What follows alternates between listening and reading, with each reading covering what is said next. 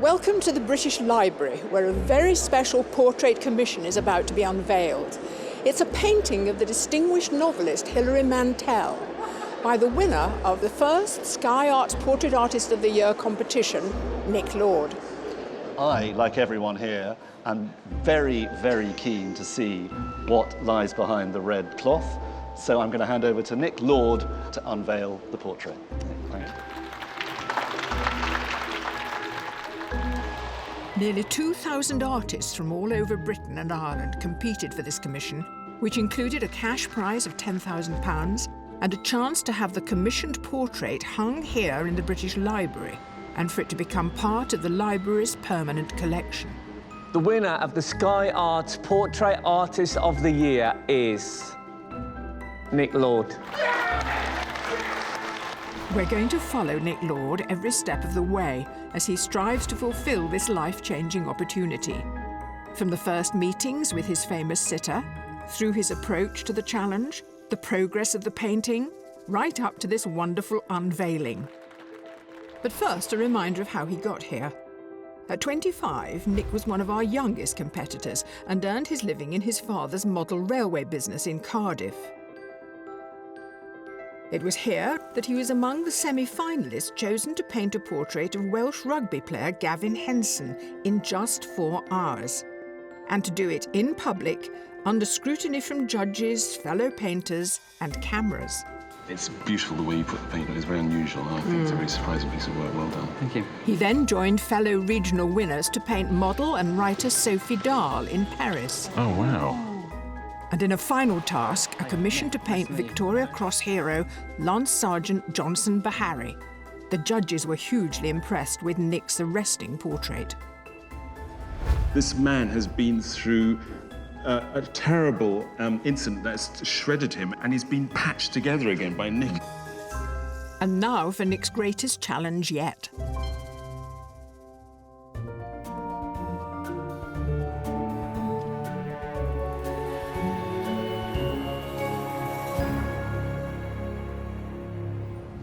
Just days after being named Portrait Artist of the Year, Nick is on his way to the British Library to see where his commissioned portrait of Hilary Mantel will hang.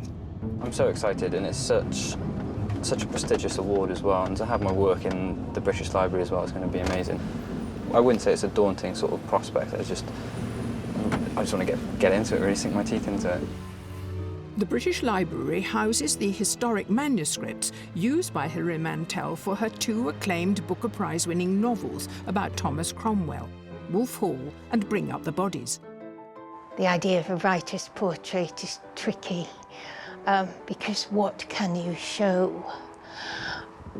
But there seems a meaning infused into it by the fact that it's going to be in the British Library, which is such a magnificent work of art in itself. It's a building I love. It would be just wonderful to be a tiny part, to be almost built into the fabric of the building, if you like. Although the library is giving Nick free rein with his commission, seeing the exact location will affect his approach to the painting. We don't have many portraits of authors, we have a few. I think it will be the first painting we have of a living author, so it's a first for us in that sense, and a very welcome addition to our collections of works of art. Yeah, no, definitely. Yeah, well, it's a great space. It's got a great view of, well, from down there up here. How many people use the library then? Well, the library as a whole, I think we have around about 4,000 people a day, certainly over 1 million a year. So no pressure on my half then to mess it up. I'm sure it'll be a remarkable image when it's completed. Yeah, I'm a bit apprehensive on what I'm going to do. Usually I'm used to sort of working with quite a crisp, clean wall behind, but the fact that it's brick and you sort of have the sort of different shadow and that sort of texture, if I'm not careful, it will interfere with the painting. I've already been thinking about what I was going to sort of do, but I'm going to have to reassess that, and it's back to the drawing board, I think, for me, for this. But first, a trip to Devon to meet his famous sitter. Well, during the competition, it's been a complete nightmare for me in the fact that I've had to paint in public. I find painting a very personal experience, and I hate painting in front of people. I'm looking forward to this painting to actually have my own time with it, work on how I want to work on it, and not necessarily just with the judges in mind.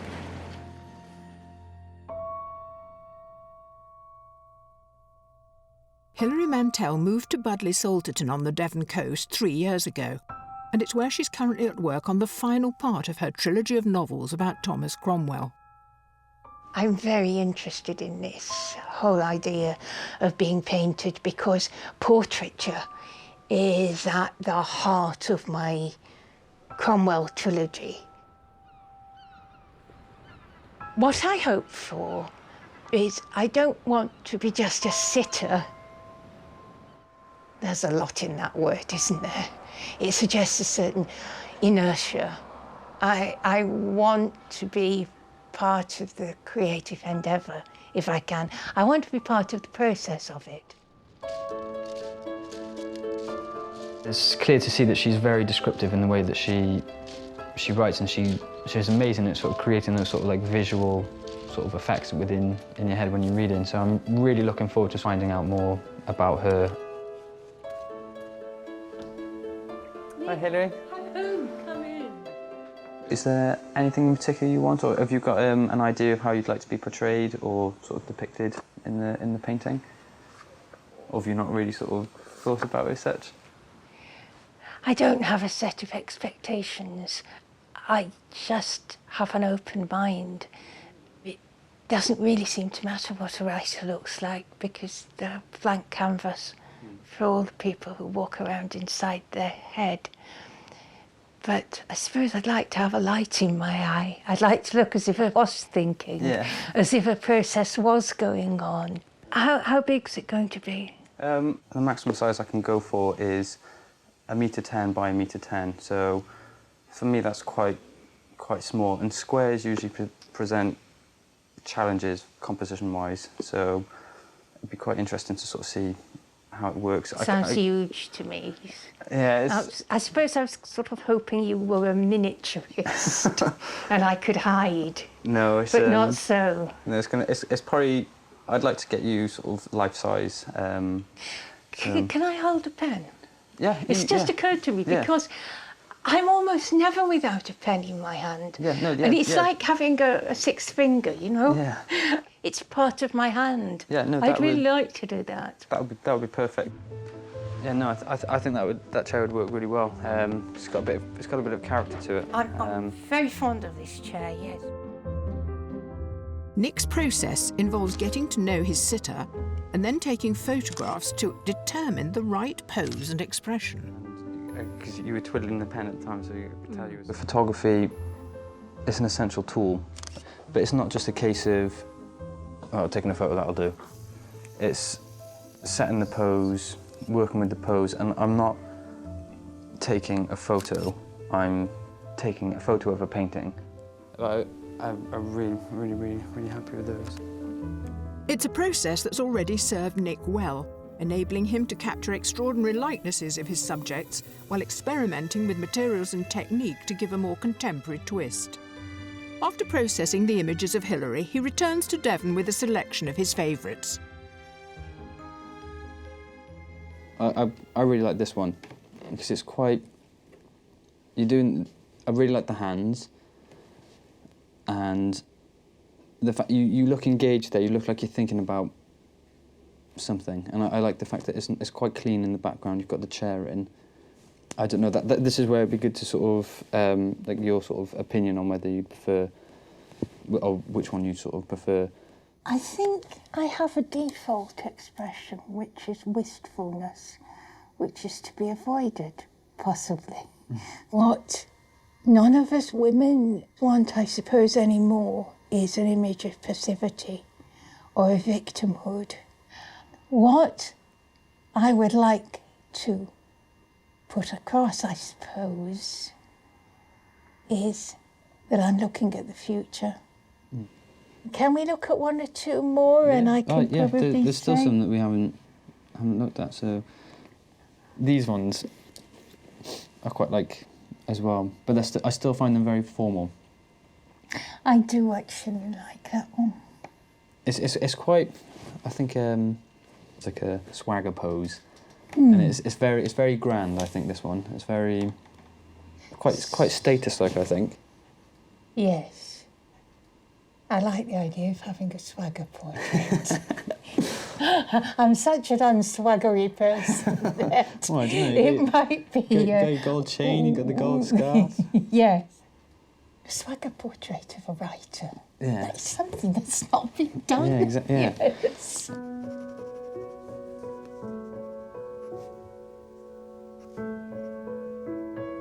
The more I think back to our conversation earlier about choosing the image, the more our choice seems right, because I think it's the way I am now after the Cromwell books as opposed to the way I was 10 years ago.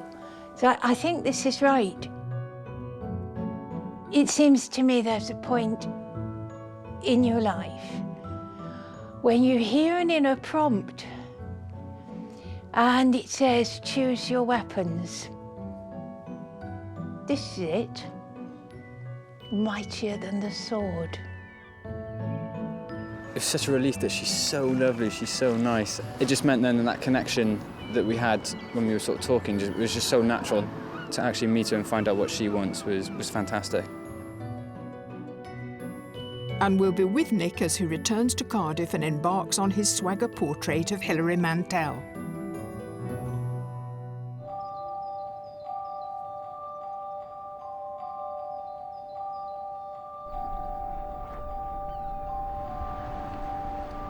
Been in the studio for just over 2 years.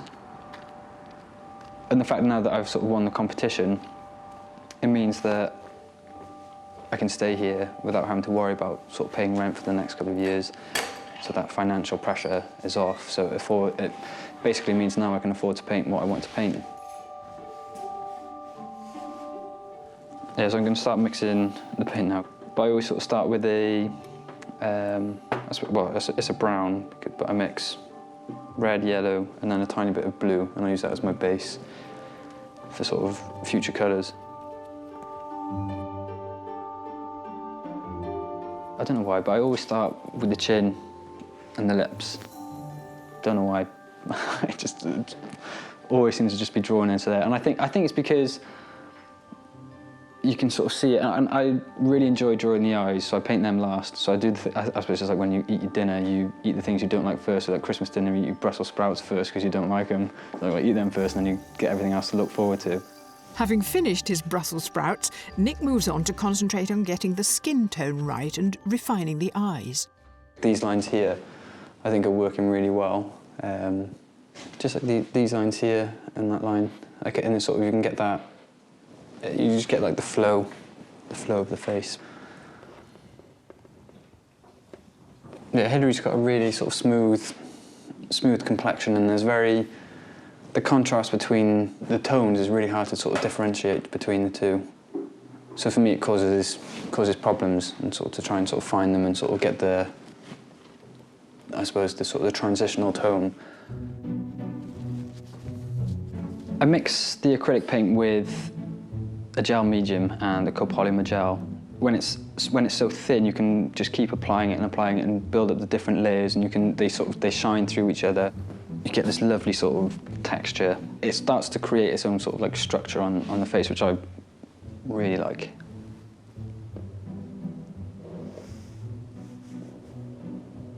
Yeah, so I'm happy with that mark. That's working well. The main reason I choose to paint on blue, it doesn't have to be blue. It could be any colour, really. I find blue works well for me, especially when painting lighter sort of skin tones.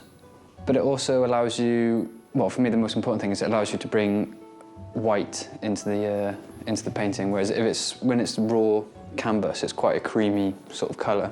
For me, it helps bring the image out as well. For Nick, the eyes and facial expression are crucial if he's to capture the sense of engagement Hilary was keen on. Just trying to bring out the eye a bit more, so it's sort of, I'll get the darker tones in first, and then bring in the lighter sort of highlights the catch light in the eye as well, sort of really brings the eyes out, and she really does look engaged. Her eyelashes are really dark brown, sort of bluey browny, and then the ring around her eyes as well. So I know then that's one of the darkest things on the face. So it just means for when I sort of start to put all the subtle tones, not to go too crazy with it.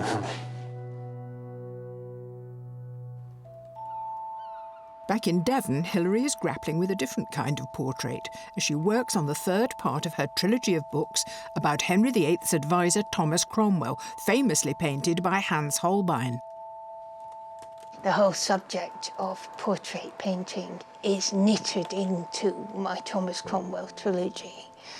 Holbein is himself a character. He's the man who gave the Tudor court a face.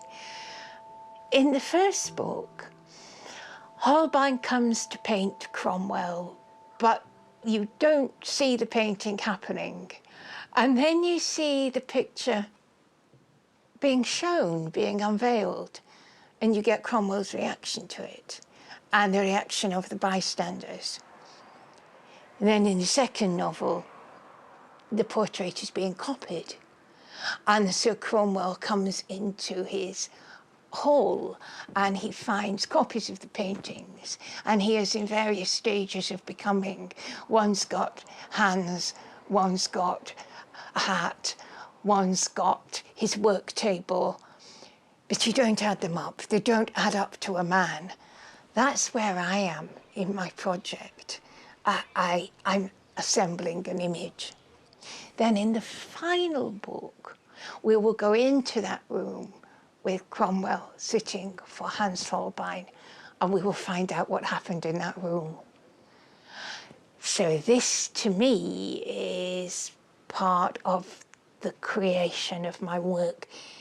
It dovetails magnificently. There are 2 scenes involving portraits in the new book. And I've worked on both those scenes since we started this process. So, yes, it's just, it's bound straight into the book.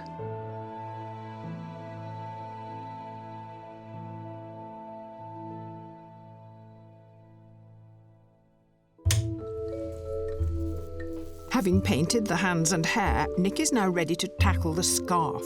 It's an opportunity to use different materials and techniques.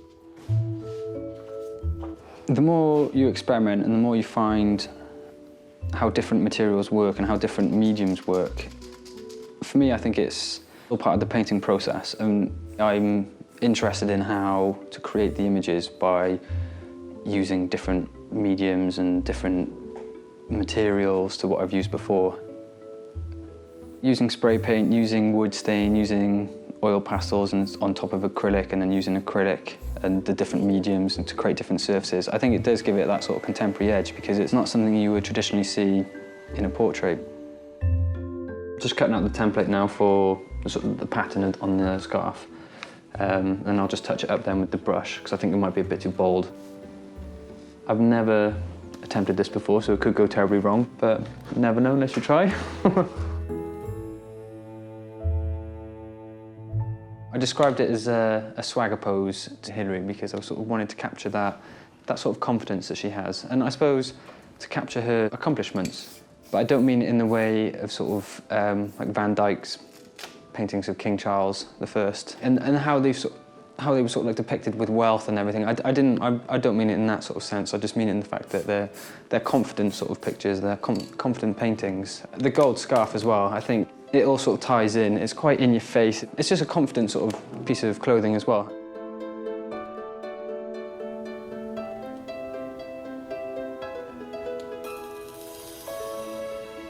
As far as the drips go in the painting as well, it's sort of, some of them are mistakes, some of them I don't mean, I don't want them to be there, but they've just happened. But then sometimes I'll purposely hold the spray can down so it drips in one place, and then I'll move it along slowly so it's constantly running.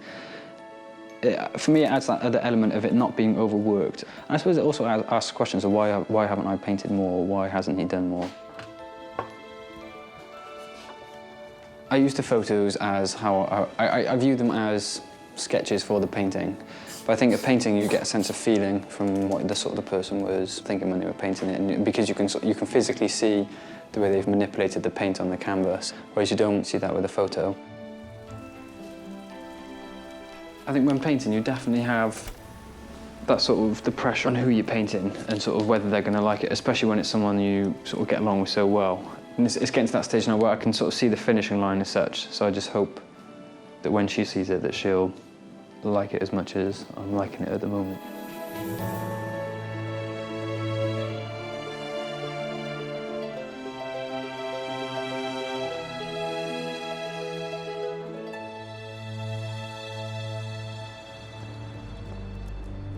A few weeks later, Nick is back at the British Library for the unveiling, when Hilary will see the portrait for the first time.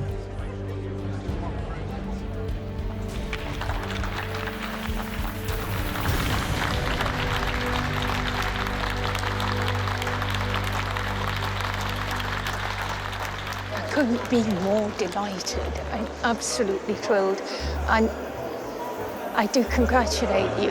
And I think it was a very fitting outcome to our negotiations, because it was work together, wasn't it? Yeah, definitely. And may I say, it's been an absolute pleasure to watch you work and to go through this process with you. Deeply interesting. It just feels wicked. I'm just over the moon at Hilary's reaction, because it's just fantastic. Hilary, does it capture what you hoped it would capture about yourself? I think it does. It's got some strength, it's got some humour, and best of all, it looks as if I'm just going to write something down. That's what it's all about. Well, I think if someone said to me last year that I was going to have a painting in the National Portrait Gallery and then in the British Library as well, and have won the competition, I probably would have just told them to jog on, or sort of like, yeah, whatever. But yeah, it's just sort of so surreal. Could never have dreamt to be where I am now.